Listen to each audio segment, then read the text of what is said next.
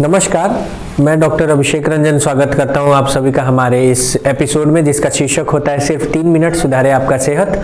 और आज का विषय है हमारा जो ठंड के महीनों में विशेषतर ज़्यादा देखा जा रहा है हम सभी के बीच, और वो है नाक से खून आना या नाजल ब्लीडिंग, जिसे एपिस्टैक्सिस भी बोलते हैं। अब नाक से खून आना, जैसा कि आप देख सकते हैं कि नाक के अंदरूनी हिस्से से जो खून सबसे पहले आती है वो आता है नाक के आगे वाले छिद्र से। और इसमें सबसे ज़्यादा आम जो थोड़ी सी मैं आपको फिजियोलॉजी समझाना चाहूँगा।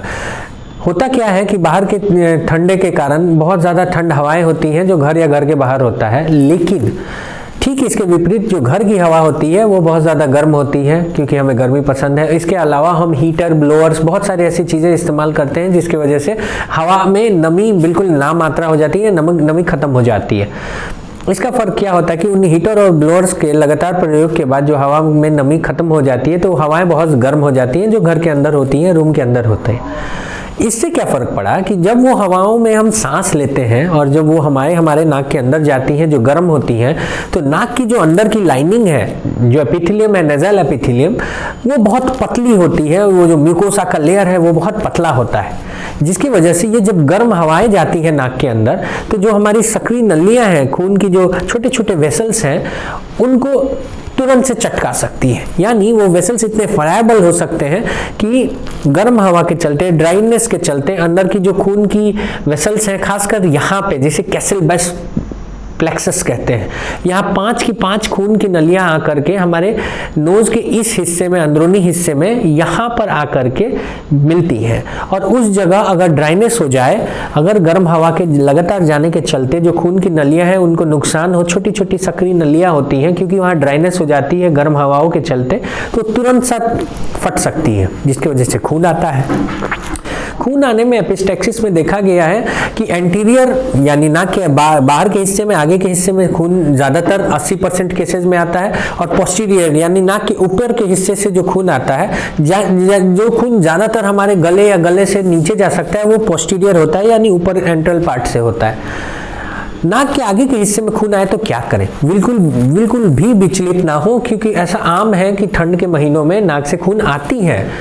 अगर खून आए, सबसे पहले आप अपने नाक के इस कार्टिलेजिनस पार्ट को, हम गलत करते हैं कि हम यहाँ दबाते हैं, यहाँ दबाने से नहीं होगा।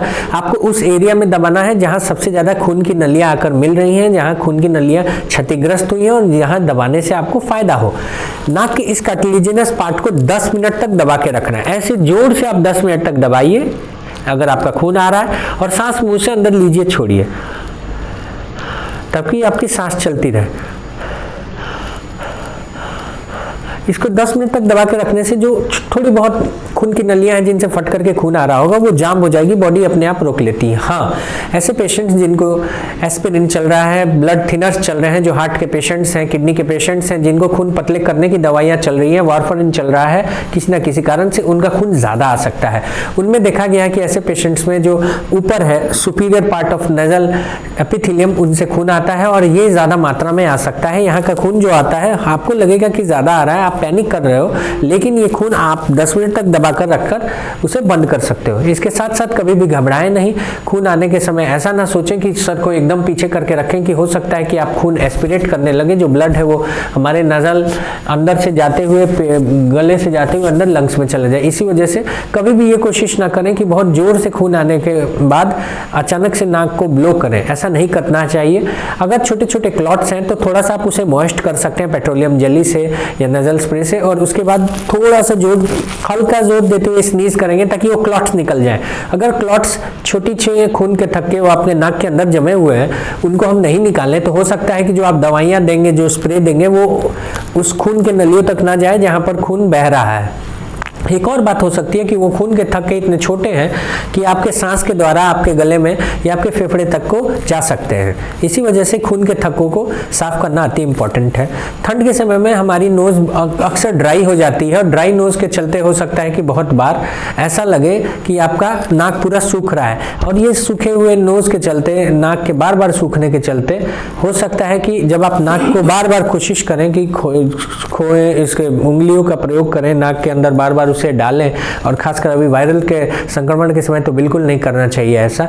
आपको बार बार नाक को छेड़ने से, नाक के अंदर अपनी उंगलियों को डालने से भी वेसल्स डैमेज हो सकती हैं, क्योंकि वो बहुत पतली होती हैं। और उसके बाद जैसा कि आप देखेंगे इस जगह मैं बताना चाह रहा हूँ आपको कि ये कैसलबर्ग ब्लैक प्लेक्सस है, 5 की 5 अलग अलग खून की नलियाँ आकर नाक के इस हिस्से में मिल रही हैं, और इस हिस्से में मिलने के बाद कोई भी 5 के 5 नलियों में से अगर एक भी ट्रॉमा से, हाथ के बार बार छूने से या गर्म हवाओं के अंदर जाने से फट जाए, थोड़ा सा भी निकल जाए, तो ये पूरा खून जो है वो हमारे नाक के आगे वाले हिस्से से यानी यहाँ से निकलता है।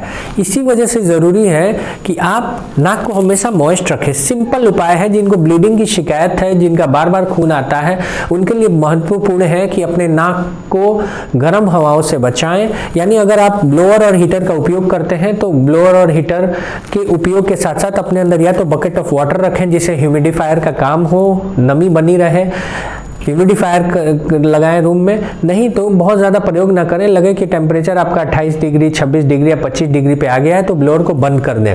इसके साथ साथ नाक के आगे, नाक के अंदर नॉर्मल सेलाइन स्प्रे, नेज़ोक्लियर हो गया, सॉल्ट स्प्रे हो गया, बहुत सारी कंपनियों की आती हैं, इन्हें सुबह शाम लगाना प्रयोग करें ताकि आपका नोज ड्राई ना हो। बहुत ज़्यादा टॉपिकल स्टेरॉइड्स जो नाक के अंदर हमारे लगाए जाते हैं, जो इंटरनेशनल स्टेरॉइड्स हैं, उसके बहुत लंबे प्रयोग से भी करने से बचे, इससे भी नुकसान हो सकता है। इन दोनों के अलावा जेल भी आते हैं, जैसे बहुत सारे ऐसे कंपनीज के जेल, नेज़ोक्लियर जेल हो गया, या अलग अलग कंपनीज के जेल आते हैं जिस जेल से आप लुब्रिकेशन कर सकते हैं। जेल को थोड़ा सा हाथ में लगाकर अगर आप ऐसे लगाएं और इसे स्नीज कर लें, अंदर की तरफ उसे ले लें, तो हो सकता है कि आपकी पूरी की पूरी लेयर जो है वो मॉइस्ट रहे, ड्राई नहीं हो, जिसकी वजह से जो वेसल्स हैं वो डैमेज ना हो, खून ना निकले। इस तरीके से आप अपने आप को ठंड के महीनों में अपने परिजनों को या अपने मित्रों को लगातार नाक के ब्लीडिंग से बचा सकते हैं। तो ये थी जानकारी नाक से होने वाले रिसाव, खून के रिसाव को के संबंधित। खासकर ऐसे पेशेंट्स जो बीपी के पेशेंट्स हैं, हार्ट के पेशेंट्स हैं, ब्लड थिनर्स जिन्हें चले, उन्हें विशेष सावधानी बरतनी चाहिए। कभी भी नाक से खून आए बीपी को अवश्य नापें। बहुत बार ज़्यादा खून आ सकता है अगर उसी टाइम आपका बीपी काफ़ी ज़्यादा है। इस एहतियात और जानकारियों के साथ मैं डॉक्टर अभिषेक रंजन, आज के लिए इतना ही। धन्यवाद।